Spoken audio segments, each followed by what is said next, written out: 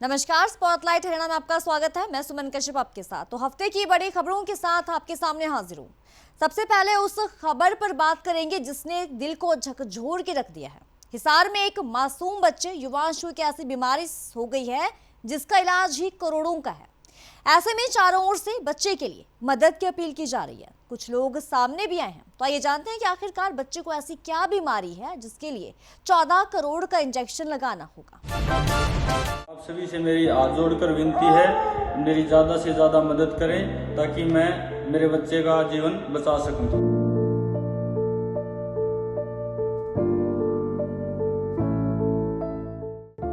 फतेहाबाद की cyber cell में कार्यरत कांस्टेबल राजेश के 8 महीने के बेटे युवांश का जीवन बचाने के लिए प्रदेश के 6 जिलों की पुलिस जुट गई है।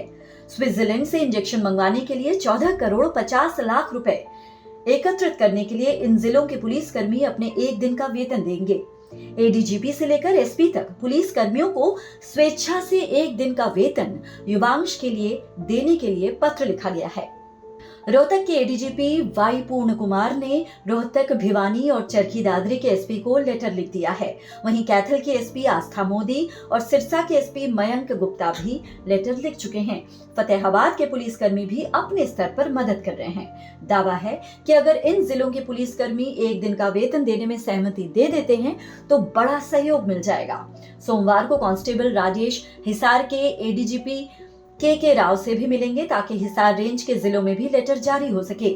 इससे पहले आदमपुर के विधायक चंद्र प्रकाश भी सीएम नायब सैनी को वित्तीय सहायता के लिए पत्र लिख चुके हैं। अब जानिए कि आखिर युवांश को मदद किस लिए चाहिए। पिता राजेश के माने तो युवांश जब 2 महीने का हुआ तो वो सामान्य बच्चों की तरह एक्टिविटी नहीं कर रहा था। उन्होंने हिसार में हड्डी रोग विशेषज्ञ को दिखाया।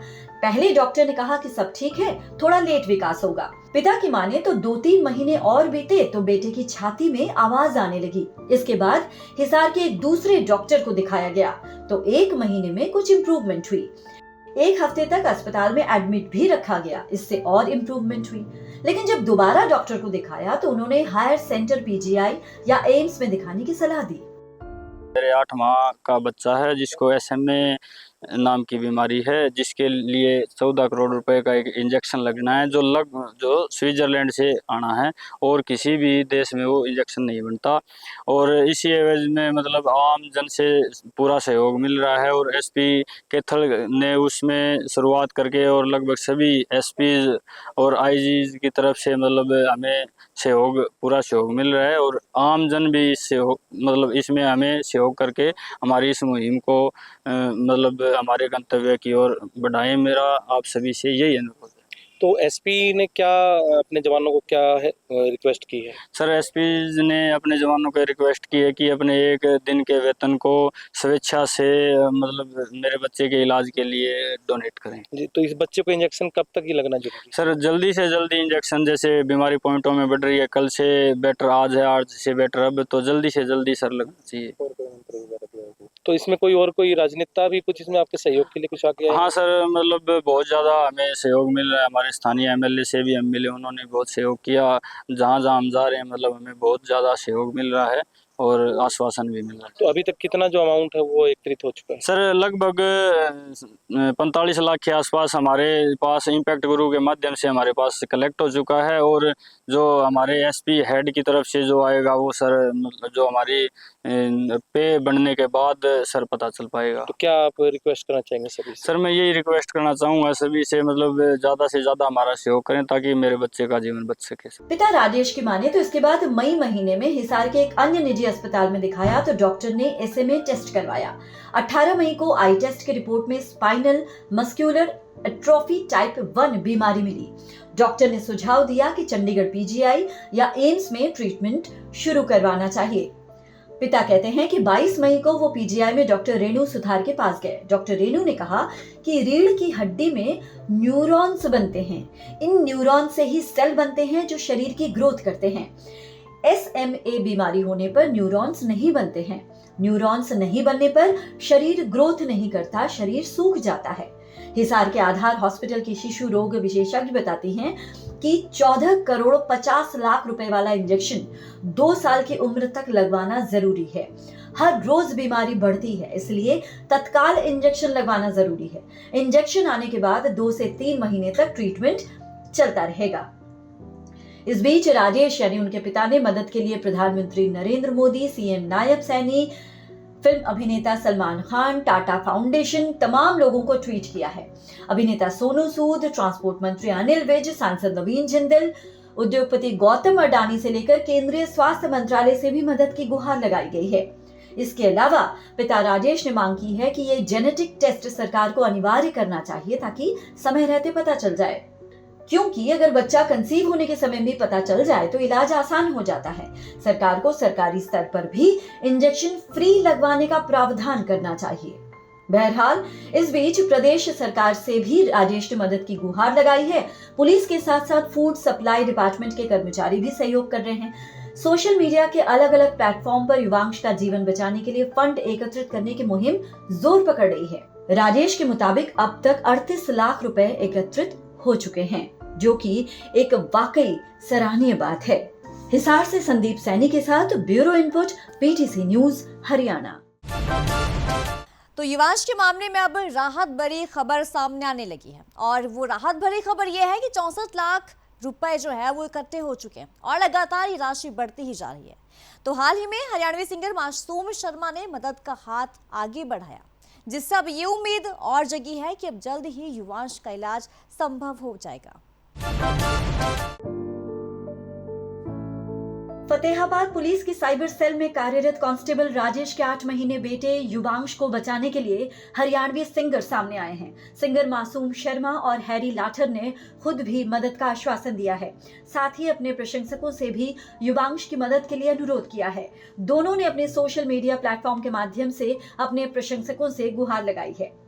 राम राम जी, मैं तारा अपना देसी कलाकार मासूम शर्मा, और भाई मैं सारे अपने चाहने वाले भैया तक अपील करना चाहूँगा। अपने भाई साथ में राजेश जी, और राजेश भाई हरियाणा पुलिस में फतेहाबाद डिस्ट्रिक्ट में एसपी ऑफिस में कार्यरत हैं, और इनका 8 महीने का बच्चा है जिसका SMA टाइप 1 एक बहुत गंभीर बीमारी है, और जिसके इलाज के लिए बहुत मोटी रकम चाहिए।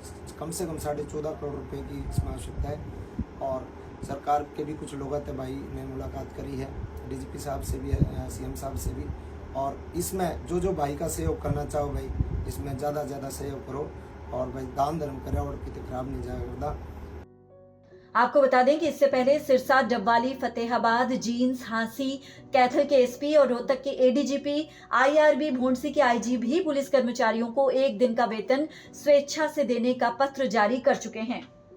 आपको बता दें कि हिसार जिले के गांव जाखोद खेड़ा के निवासी राजेश और फूड सप्लाई डिपार्टमेंट में कार्यरत क्लर्क किरण के 8 महीने का मासूम युवांश दुनिया की सबसे खतरनाक बीमारी से जूझ रहा है। ये बीमारी स्पाइनल मस्कुलर एट्रोफी टाइप 1 यानी SMA है, जिसका इलाज करने के लिए 14.5 करोड़ रुपए का इंजेक्शन लगाया जाता है। ये इंजेक्शन स्विट्जरलैंड में जिनेवा से मिलता है। अब तक फंड रेजिंग करते हुए 64 लाख ही इकट्ठे हो पाए हैं। और चलते हैं अब अगली खबर की तरफ। जो ये खबर है ये जींद से है। तो जींद के जुलाना गांव, जहां नाले की खुदाई के दौरान सैकड़ों की तादाद में नरकंकाल निकलने से आसपास के इलाके में सनसनी मच गई है। पुरातत्व विभाग ने इस पर अपनी जांच भी शुरू कर दी है।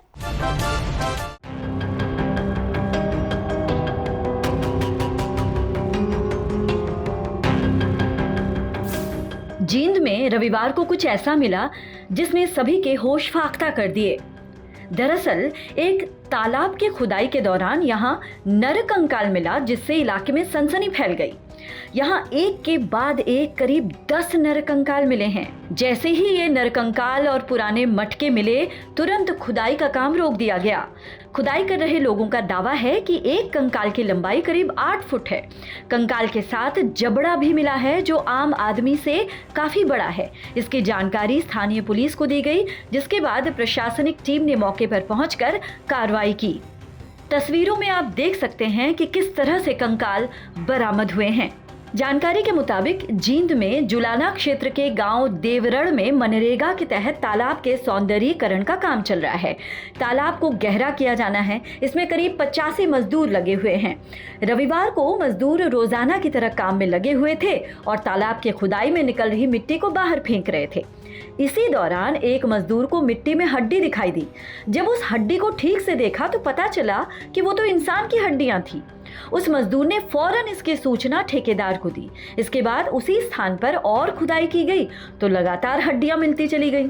ये देखते हुए मजदूरों ने मौके पर काम बंद कर दिया और सभी एक जगह जमा होकर मिट्टी से निकल रही हड्डियों को ही देखते रहे। थोड़ी देर तक वहां हड्डियों का ढेर लग गया। इसमें मानव शरीर के हर अंग की हड्डियां थी। इससे अंदाजा लगाया गया कि ये पूरे मानव कंकाल हैं। इसमें हाथ, पैर, छाती और खोपड़ी की हड्डियां हैं। नर कंकाल देखकर मजदूर बुरी तरह डर गए। इसकी सूचना block development and panchayat officer यानी BDPO को दी गई। खुदाई में कुछ प्राचीन और टूटे फूटे मटके भी मिले हैं। इन सभी चीजों को मजदूरों ने एक स्थान पर जमा कर दिया। मजदूरों ने दावा किया है कि एक नर कंकाल की लंबाई तो करीब 7 से 8 फुट होगी। खुदाई में मानव जबड़े भी मिले हैं जिसका साइज आम आदमी के जबड़े से काफी बड़ा है। हालांकि इस मामले में देवरड़ गांव के निवासी बताते हैं कि उनके बुजुर्ग कहते हैं कि आज़ादी से पहले गांव में मुस्लिम समाज के भी लोग रहते थे और यहाँ पर कब्रिस्तान हुआ करता था। मुस्लिमों के जाने के बाद ये ज़मीन बंजर हो गई। इसके बाद यहाँ तालाब बना दिया गया। अब इस तालाब का सौंदर्यीकरण करने के लिए इसकी खुदाई शुरू की थी। हालांकि इससे पहले गाँव में कभी भी कंकाल नहीं मिला है। वहीं जुलाना के BDPO बताते हैं कि मनरेगा स्कीम के तहत तालाब की खुदाई की जा रही है। तालाब में खुदाई के दौरान ये कंकाल मिले हैं, इसलिए काम को रोका गया है। मानस की हड्डी थी? मानस की थी, पूरा 10 बासण थी। 10 बासण थे? हाँ। तो किस तो आदमी तो लुगाई तो गणी डर गई थी, मैं तो डरी नहीं। तो कौन डरी? के कान था? सारी हड्डी ठाई, आदमी के दांत भी ठाई। दांत भी थे? हाँ पूरे। और के कौन सा हिस्सा था मानव का? सारा था, पूरा था। पूरा मतलब खोपड़ी खापड़ी पैर खोपड़ी थी, मड़ी सी तड़की थी। मैं बोलिया था आदमी खोपड़ी है। अच्छा। फिर वो फुलकुआर आ गया। तो आपको कैसे पता चला कि ये मानव की खोपड़ी है? वो हाथ था ना पूरा और खोपड़ी थी। अच्छा, थोड़ी सफा भैया। अच्छा, कब मिली है ये खोपड़ी जो है? 10 दिन के बाद ना 10 दिन पर मिला।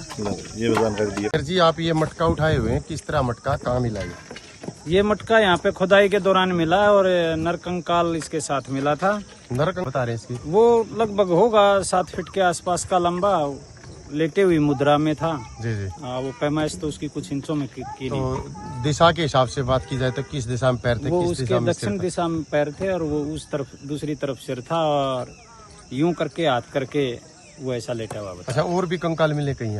हाँ, और भी काफी कंकाल मिले हैं यहाँ पे। कंकालों के कम से कम DNA जांच करवा के ये पता चल जाए कि भाई ये कितने पुराने हैं, ताकि गांव के इतिहास का पता चले। आज इस मामले में ये अपडेट है कि मौके पर जाकर इसकी जांच की जाएगी और उसके बाद ही दोबारा काम शुरू किया जाएगा। गौरतलब है कि जुलाना क्षेत्र के गांव देवरड़ में श्याम जी का मंदिर है। पौराणिक कथाओं के अनुसार महाभारत काल में कौरवों और पांडवों के कुल गुरु द्रोणाचार्य ने गांव में तपस्या की थी। उन्हीं के नाम से गांव का प्रारंभिक नाम द्रोणागढ़ पड़ा था। बाद में गांव का नाम देवरड़ कर दिया गया।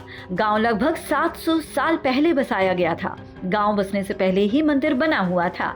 मंदिर के पास एक तालाब बना हुआ था जो आज भी मौजूद है, लेकिन समय परिवर्तन बदलाव के चलते तालाब की जगह अब कुंड बना दिया गया है। जींद से सुनील पवार के साथ bureau input, PTC news, Haryana. तो चलिए अब रुख करते हैं यमुनानगर का। तो धार इलाका एक ऐसा इलाका है जो बुनियादी सुविधाओं से हमेशा ही महरूम रहा है। क्या मंत्री, क्या विधायक, क्या नेता, हर जगह यहाँ के लोग गुहार लगा चुके हैं, लेकिन परिस्थितियां अभी भी जैसी के तैसी ही हैं। एक आधा पुल तक नहीं बन पाया जो दूसरे गांव में इलाके को जोड़ सके। बाकी सुविधाओं की तो आखिरकार फिर क्या ही बात करें।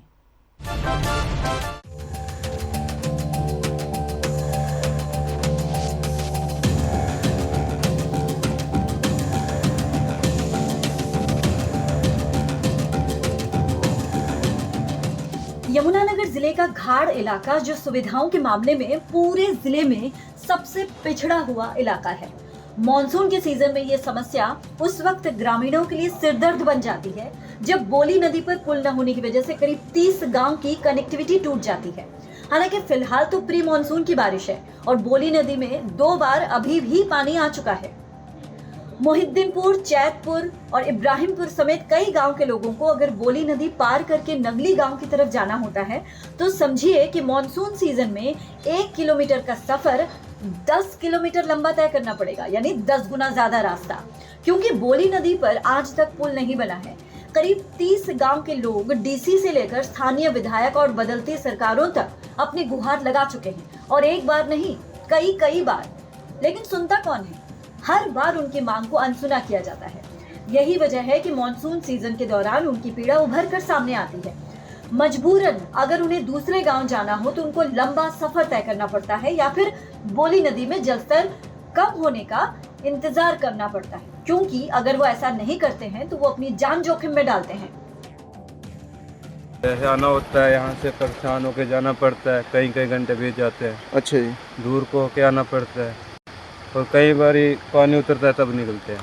यहाँ तकरीबन यहाँ से 7-8 किलोमीटर होंगे, तकरीबन 7-8 होंगे, तकरीबन 3-4 महीने परेशानी रहेगी। बस पुड़ा की ढेर समस्या भाई, रास्ते नहीं है, पुल नहीं है, यहाँ ढेर समस्या रही। उसके बाद कोई नहीं भाई आंदा है, यहाँ से जरूरत नहीं पड़ती उसके बाद आने की। अच्छा, इधर नगली है पुल, इधर मानक पर है, तो नगली का जब नगली जाना पड़ा तो कहाँ जाएंगे फिर? इधर घूमना पड़ा सड़क अड्डे में, राजपन स्लेम पर कोई मानक। ग्रामीण हालांकि कैमरे के सामने कुछ कहने से जरूर आनाकानी कर रहे हैं, लेकिन कुछ हैं जिन्होंने अपना दुख दर्द बयां किया है। ग्रामीणों के मुताबिक कि जब से उन्होंने होश संभाला है तब से यही हालात वो देखते आ रहे हैं। ग्रामीणों का कहना है कि वोट मांगने के लिए तो नेता गांव में आते हैं, पुल बनाने का आश्वासन भी दिया जाता है, लेकिन जैसे ही विधायक और मंत्री बन जाते हैं वही ढाक के 3 बात, यानी कि सब भूल जाते हैं। ऐसे में अगर आपातकालीन सेवाएं चाहिए तो वो हमें नहीं मिल पाती।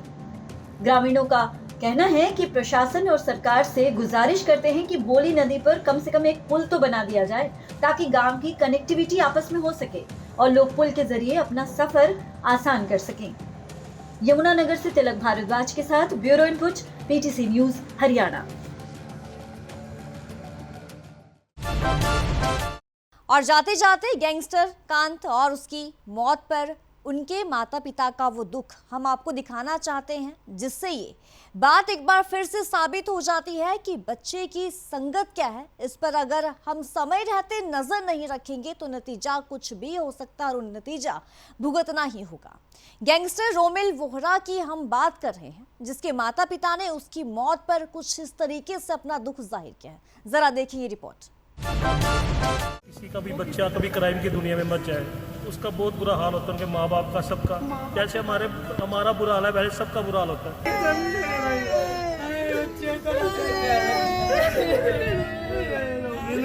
कोई भी बच्चा गैंगस्टर बने, कोई गैंग लाइन में ना जाए, माँ बाप के बारे में सोचे, माँ बाप के दिल पे क्या बीतती है।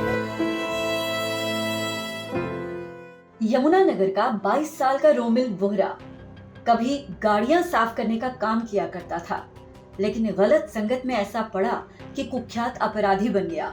स्कूल में शांत रहने वाला रोमिल बदमाशों के साथ फोटो खिंचवाने के शौक के कारण अपराध की दुनिया में धंस गया। 3,10,000 रुपए का इनामी बदमाश था रोमिल वोहरा, और खेड़ी लखा सिंह और कुरुक्षेत्र में शराब कारोबारियों सहित कई हत्याओं में उसका नाम आया।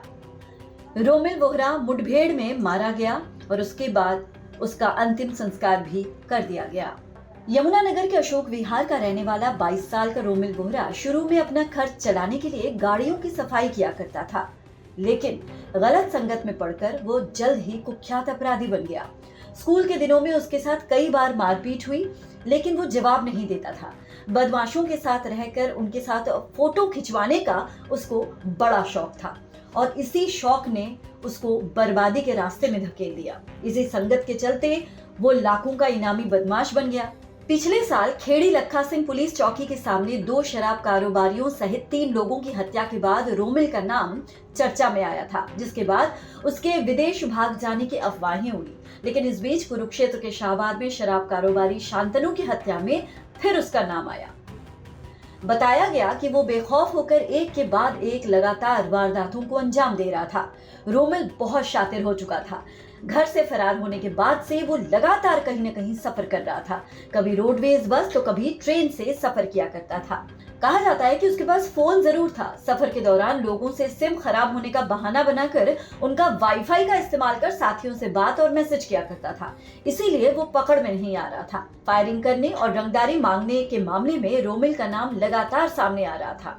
बहरहाल एनकाउंटर के 5 दिन बाद उसका अंतिम संस्कार कर दिया गया है। यमुनानगर में शुक्रवार को सुबह भारी पुलिस सुरक्षा की मौजूदगी में उसका अंतिम संस्कार किया गया। अंतिम संस्कार के दौरान उसके माता पिता मौजूद रहे। रोमिल बोहरा के पिता कपिल बोहरा रोते हुए कहते हैं कि कोई भी बेटा गैंगस्टर न बने, क्योंकि जो हाल हमारा हो रहा है वो किसी और का ना हो। किसी का भी बच्चा कभी क्राइम की दुनिया में मच जाए, उसका बहुत बुरा हाल होता है, उनके माँ बाप का, सबका। जैसे हमारा बुरा हाल है वैसे सबका बुरा हाल होता है। सबको अगर कोई बच्चा क्राइम पे जा रहा है तो बिल्कुल मत जाए, अपना बच्चा अपने घर की तरफ लौट जाए। इसकी मौत के बाद क्या लगता है कि क्या खो दिया आपने? सब कुछ खो गया, बर्बाद हो गया, हम खत्म हो गए, केस हम पे लग गए, सब कुछ, क्योंकि जो भी है इसकी वजह से। लास्ट मुलाकात और बात करते 22 नवंबर को, बस जब एक घर से सवेरे BBA करने गया, कॉलेज गया, उसके बाद निकल मम्मी बना के रखो, मैं आ रहा हूँ कॉलेज से। मैं कहा ठीक है, उसके बाद नहीं आया, उसके बाद नहीं आया। आप एक माँ है, क्या सपना क्या सोचा था और निकला क्या? हमने तो बड़े सपने सोचे हुए थे, इसकी शादी होगी, इसके बच्चे खिलाएंगे, इसके बच्चे हम पालेंगे, हमने तो बड़ा कुछ सोचा था। कोई भी बच्चा ना गैंगस्टर बने, कोई गैंग लाइन में ना जाए, माँ प्यो के बारे में सोचे, माँ बाप के दिल पे क्या बीतती है। बस पिता के मुताबिक 22 नवंबर को बेटे से अंतिम बार मुलाकात हुई थी। शुक्रवार सुबह शमशान घाट में पुलिस सुरक्षा के बीच उसके पिता कपिल बोहरा ने मुखाग्नि दी। रोमिल बोहरा के अंतिम संस्कार में जेल में बंद उसके माता पिता भी मौजूद रहे। पिता कपिल बोहरा की आंखों में आंसू थम नहीं रहे थे, वहीं मां का रो रो कर बुरा हाल था। यमुनानगर से तिलक भारद्वाज के साथ bureau input, PTC news, Haryana. तो हरियाणा में इस हफ्ते क्या कुछ खास रहा, स्पॉटलाइट हरियाणा के माध्यम से हमने आपको बताया। अगले हफ्ते फिर से आपके साथ मुलाकात होगी हफ्ते भर की बड़ी और खास खबरों के साथ। तब तक दीजिए मुझे इजाजत, नमस्कार।